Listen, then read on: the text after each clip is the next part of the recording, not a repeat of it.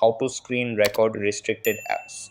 Hey guys, in this video, I will show you how to screen record restricted apps. Alright, so let's begin with the video. To do that, first go to the Google Play Store or App Store on your phone. After opening the Google Play Store, you'll see an interface like this. In the top search bar, search for Screenshot Touch. When you find the app, you'll see an option to install it. I've already installed the app on my device, so it doesn't show me the option to install it again. But if you see the option, just click on Install and it will be installed on your phone. After installing the app, click on it and you'll see your screen like this. You should allow everything and then you can take a screenshot or even record videos of any apps you want. After allowing everything, you can give permission to screen record restricted apps.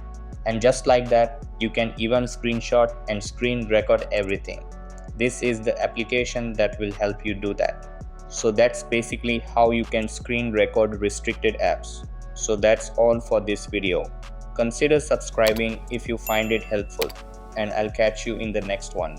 Thanks.